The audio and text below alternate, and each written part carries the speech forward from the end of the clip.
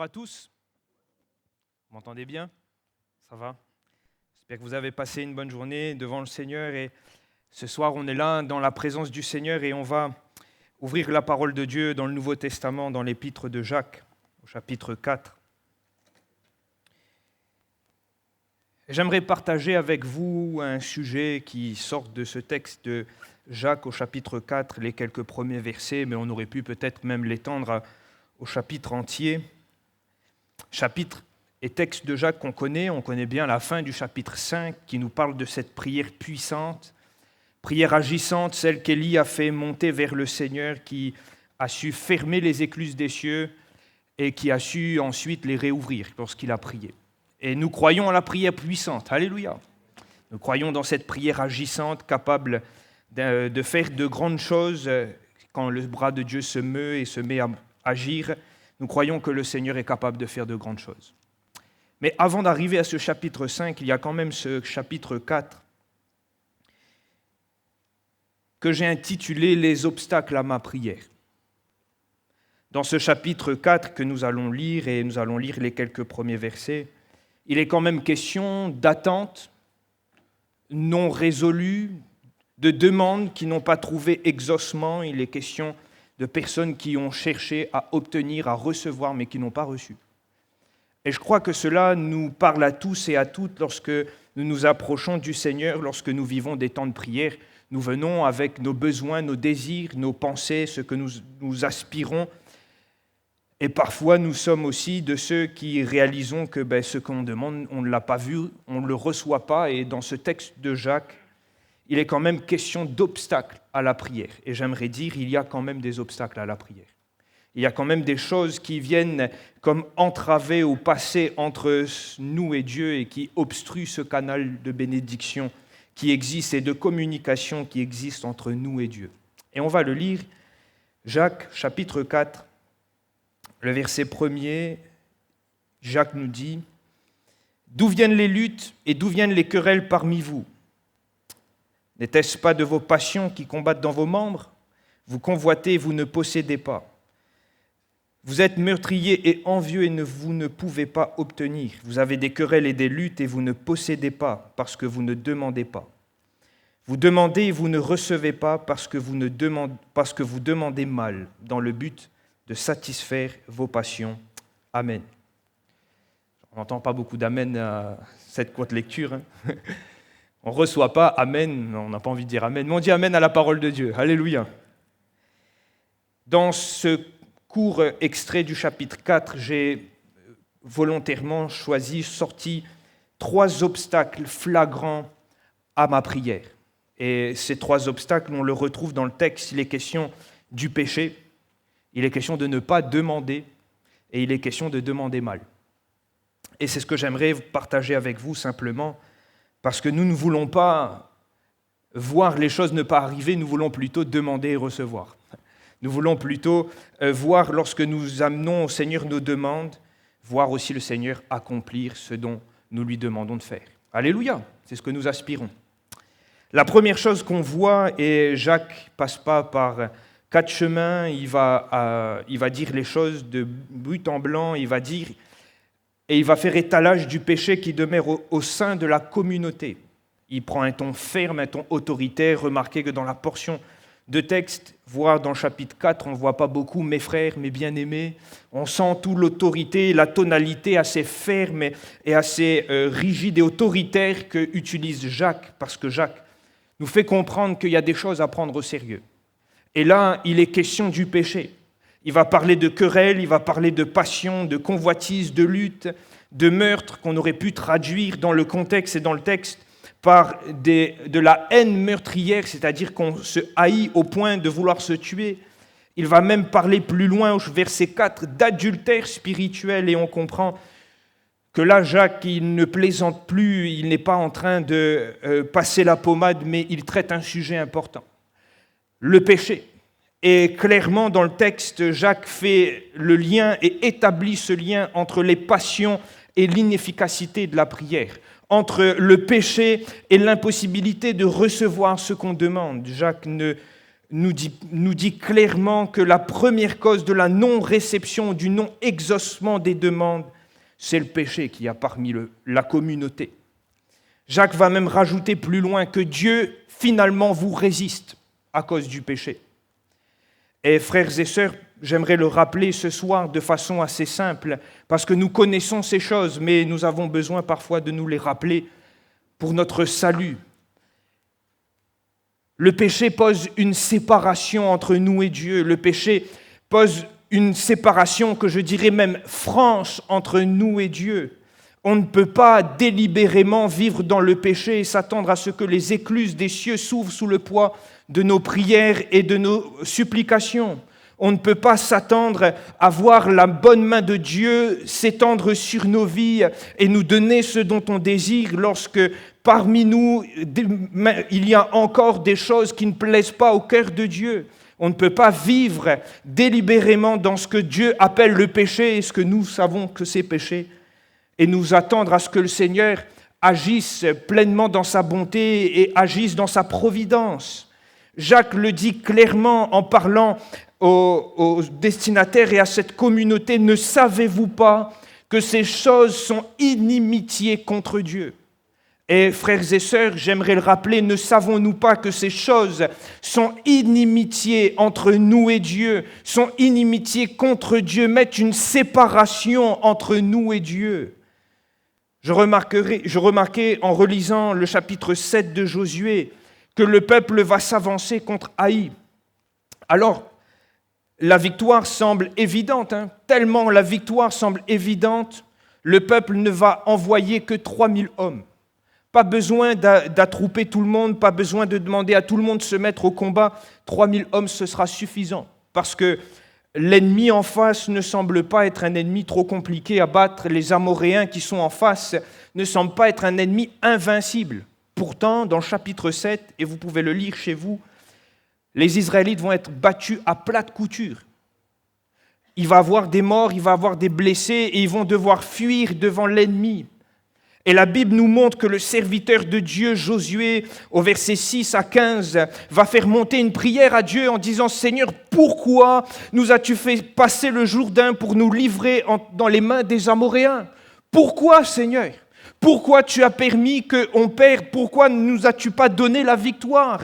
N'es-tu pas celui qui a dit au chapitre 1er que tout lieu que foulera la plante de ton pied, Josué, je te la donne ? Et pourtant, il semblerait qu'à Haï, le Seigneur ne lui ait pas donné le terrain. Et Josué prie le Seigneur en disant « Seigneur, mais pourquoi ? Où sont tous ces lieux que foulerait ma plante, que tu allais me les donner ? Où est la victoire ? Là, face à l'ennemi, Seigneur, on perd. Pourquoi n'as-tu pas répondu présent ? Pourquoi n'es-tu pas venu en aide à ton peuple ? » Et la Bible nous montre que Dieu va répondre à Josué très simplement. Israël a péché. Voilà la réponse de l'Éternel et Dieu va argumenter cela en disant « Tu ne pourras résister à l'ennemi jusqu'à ce que tu aies retiré l'interdit au milieu de toi. » Il ne s'agit pas simplement de tout le peuple qui a péché, il s'agissait d'un homme, Akan, qui avait péché, qui avait pris quelque chose, gardé quelque chose qui avait été normalement voué à l'interdit, mais il avait gardé précieusement pour lui parce qu'il avait vu en cela un butin. Et à cause de cela, Dieu n'est pas intervenu sur le champ de bataille. Et frères et sœurs, cela nous parle et cela, à l'écho et à l'image de ce texte que nous avons lu, nous rappelle une chose qui est très simple mais très profonde parce que les choses de Dieu sont simples. Mais si nous vivons délibérément dans le péché, si nous restons dans cette situation, si nous ne faisons pas le travail de nettoyer notre demeure, notre vie du péché, Dieu ne peut pas non plus agir avec largesse et faire descendre du ciel la pluie que nous attendons. Dieu ne peut pas ouvrir les écluses des cieux et notre prière, nos demandes finissent par être comme dans ce chapitre 4, sans réponse. Je remarque que dans ce texte, si Jacques va mettre ce premier obstacle qu'est le péché, Jacques ne laisse pas la communauté sans réponse. Jacques ne dit pas simplement, voilà, il y a des luttes, il y a des querelles, il y a des passions, Mais Jacques va leur dire au verset 8, la deuxième partie, « Nettoyez vos mains, purifiez vos cœurs, sentez votre misère. » Et c'est aussi finalement ce que Dieu dit à Josué. « Ôte l'interdit au milieu de toi. » Et lorsque vous pouvez aller plus loin, je le partageais la semaine dernière au jeûne et prière, quand vous regardez l'enseignement de Jésus sur la prière, quelle est la première demande qui est laissée dans cette prière du Notre Père ? Notre Père qui es aux cieux, que ton nom soit sanctifié. La première requête, la première aspiration que Dieu nous amène à rechercher, même dans l'enseignement de la prière, c'est la sanctification de son nom dans nos vies. Et frères et sœurs, j'aimerais le rappeler que le péché est un obstacle à notre prière. Le péché est un obstacle pour le Seigneur agir dans nos vies. Et j'aimerais même aller plus loin, dans notre Église, dans notre famille, dans notre entourage. Nous avons besoin, à l'image de cette communauté à laquelle Jacques écrit, de purifier nos cœurs et nos mains, de nous laver, de ressentir notre misère et de demander à Dieu de nous sanctifier avant toute chose. C'est comme cela que nous pouvons aussi vivre la prière puissante et voir le Seigneur ouvrir les écluses des cieux, arrêter la pluie quand on prie et la ramener quand on prie à nouveau, tel Élie, qui était un homme comme nous. Je note que le deuxième obstacle que Jacques va nous lister, c'est de ne plus demander. Voilà ce qu'il écrit, vous ne recevez pas parce que vous ne demandez pas. Ou dans d'autres traductions, vous ne possédez pas parce que vous ne demandez pas. Il semblerait dans le contexte que ces personnes auxquelles Jacques écrit ont fini par cesser de demander. On pourrait dire cesser de prier. Quand vous étudiez le texte et cette portion qu'on a lue, il faut comprendre que plutôt que se référer au Dieu de la providence, ces derniers ont a priori cédé à la convoitise, à l'envie. Plutôt que demander à Dieu, ils ont envié le prochain qui avait ce qu'il désirait. La convoitise a engendré des luttes, des querelles, des conflits, mais sans jamais offrir ce dont ils ont besoin. Et dans cette portion de texte, Jacques ramène la lumière dans ces ténèbres et il va dire « Mais vous demandez, vous ne recevez pas parce que vous avez oublié que pour recevoir, il faut demander à Dieu. » Et la version Semeur le dit « Vous n'avez pas ce que vous désirez parce que vous ne le demandez pas à Dieu. » Et on pourrait vite jeter la pierre contre cette communauté en disant « il ne prie plus aussi. Les chrétiens ne prient plus, comment il fait ?» Mais je remarque que dans nos vies de tous les jours, parfois, on peut être amené aussi à ne plus prier. Parfois, face à des situations trop difficiles, frères et sœurs. Je remarque, et pour le peu d'expérience que j'ai dans le Seigneur, que parfois, des personnes face à des situations trop difficiles, des cas qui semblent ne pas avoir de solution, des problèmes qui durent et qui durent et qui durent encore, ont fini par abandonner le combat. Israël, lorsqu'il s'est mis à reconstruire la muraille et le temple à un moment donné, parce que l'adversité était trop dure, ils ont arrêté de mettre pierre sur pierre, ils se sont intéressés à leur maison. Et parfois, c'est aussi ce qu'on voit et ce qu'on remarque dans les vies, on arrive à être défaitiste, à ne plus croire en l'action et en la possibilité que le Seigneur puisse intervenir. Parfois, on devient même des chrétiens dont la prière est routinière. Vous savez, c'est comme quand on habite près d'une voie rapide, à un moment donné, on n'entend plus les voitures qui passent. Et parfois, notre prière, elle a l'image de ça. C'est-à-dire qu'à force de prier pour une situation, on ne s'attend plus à voir le Seigneur agir. Parce qu'on est blasé, on est défaitiste, et on finit aussi par être comme ce peuple qui, abandonnant à cette communauté qui finalement va chercher par ses propres moyens d'obtenir ce qu'il désire plutôt que s'en référer à Dieu. Mes frères et sœurs, permettez-moi de le dire et le rappeler, un des obstacles à la prière, c'est de ne plus demander, c'est de ne plus croire que le Seigneur est en mesure d'agir. C'est de ne plus avoir le même zèle dans la prière lorsque nous nous approchons du Seigneur, croyant qu'il est capable d'intervenir dans notre situation. Pourtant, la parole de Dieu nous montre que la prière est une arme puissante. Et c'est ce que Jacques va écrire dans le chapitre 6, que cette prière que Élie va faire monter vers Dieu, est suffisamment puissante pour que les écluses des cieux soient fermées. La prière est capable de changer le cours des événements. La prière est capable de changer des situations et tellement d'exemples dans la parole de Dieu. Dans Acte 12, c'est la prière de l'Église qui fait ouvrir la porte de la prison. Dans ce chapitre, dans le livre d'Ésaïe, c'est la prière du roi Ézéchias qui lui fait entendre la voix de Dieu lui dire, alors qu'il allait mourir, que le prophète lui a dit « Tu vas mourir ». Il prie, il tombe sur sa face et il entend Dieu lui dire « Je vais ajouter 15 années à ta vie ». C'est la prière de ce roi sincère, repentant face à Dieu, cherchant sa face, croyant qu'il est en mesure d'intervenir, qui va faire que sa vie va être allongée de 15 ans. Il y a aussi l'exemple de ce combat à Réphidim contre Amalek dans Exode 12. Josué était vainqueur sur le champ de bataille parce que Moïse était en train de prier. Soutenu par Aaron et Hur, Moïse intercédait et le combat, chaque fois que Moïse avait les mains levées, le combat était en faveur d'Israël et la victoire était pour Israël. Et je le dis ce soir, certaines bénédictions sont à aller chercher dans la prière. Ce n'est pas que la prière fait changer la volonté de Dieu, je ne crois pas que Dieu avait pour but et avait scellé le sort d'Ézéchias en lui disant « tu vas mourir », mais en appelant son serviteur à réaliser que sa fin était proche. Dieu voulait guérir Ézéchias, Dieu voulait rallonger sa vie, mais Dieu attendait Ézéchias dans la prière.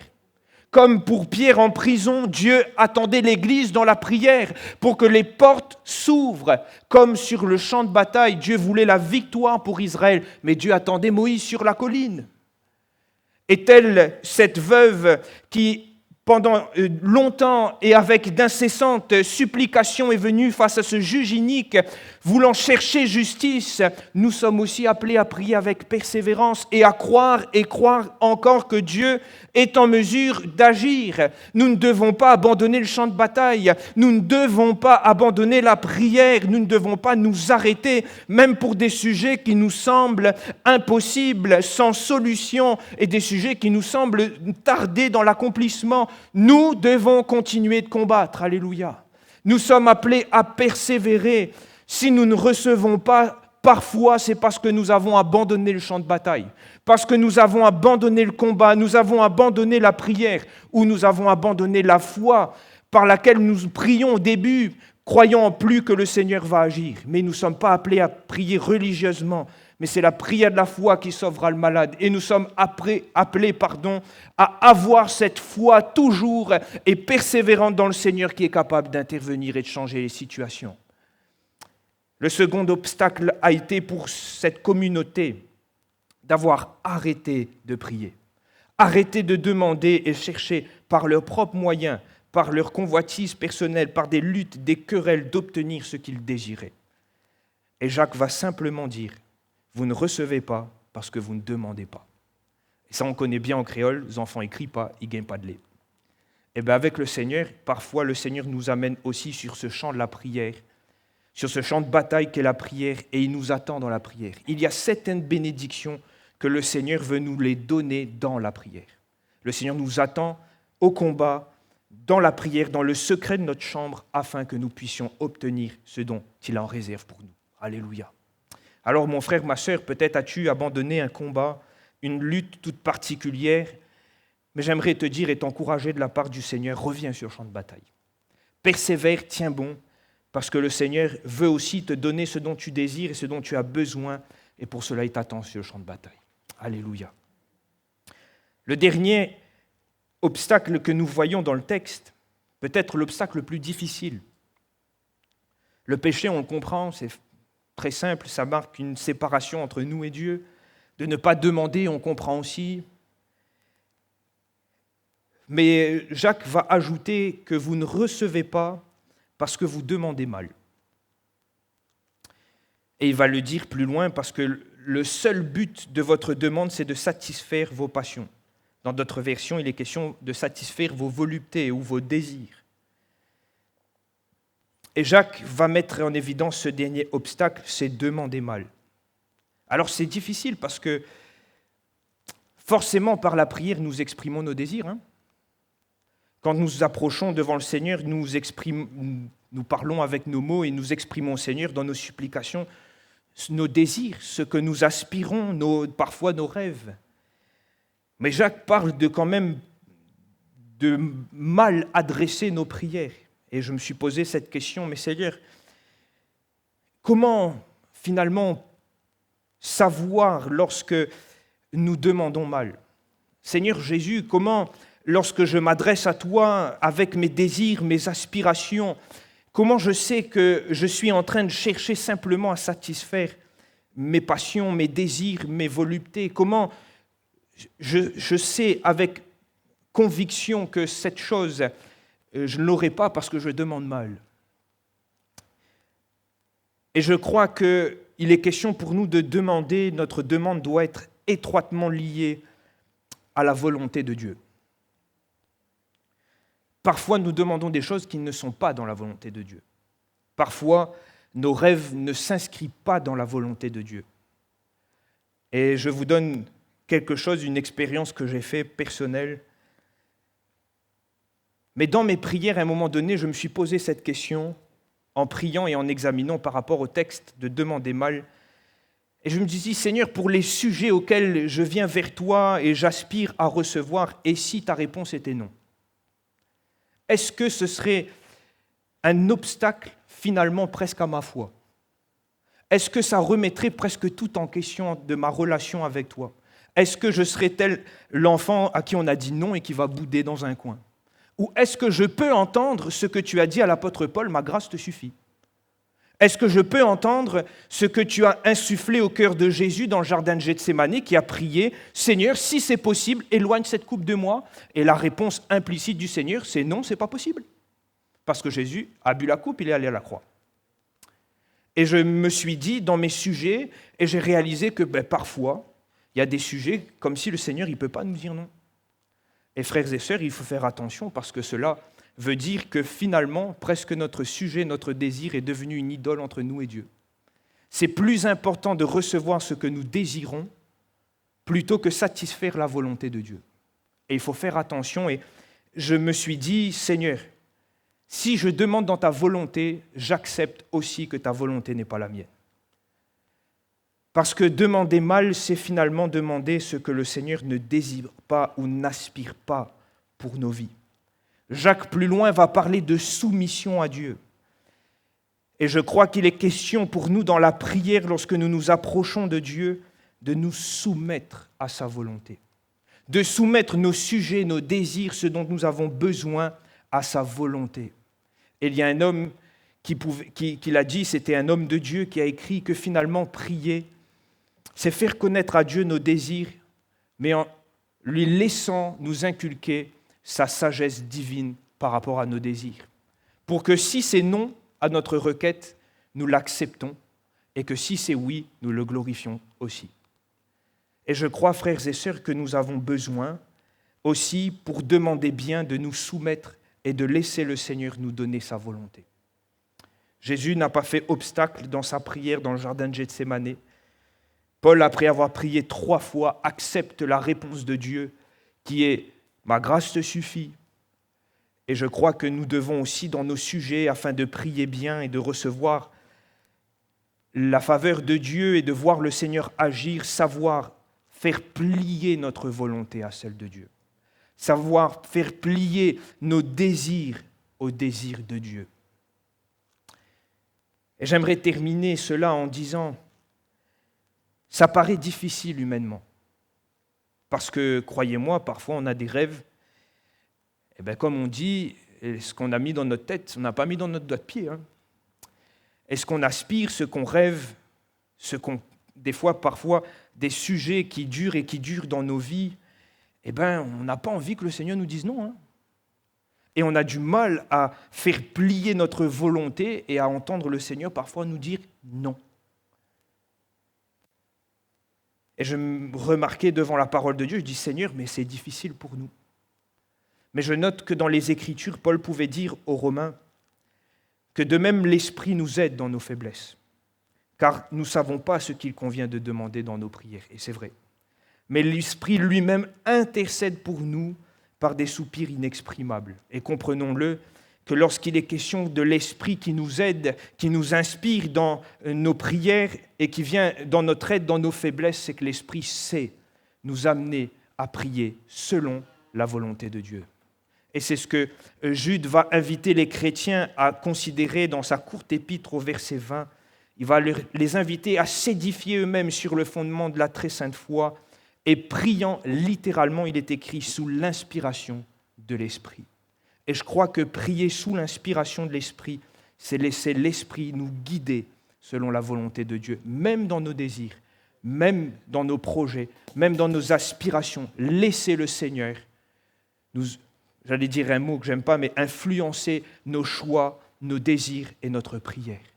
Frères et sœurs, il y a des obstacles à la prière. Il y a parfois des sujets que nous ne voyons pas se résoudre.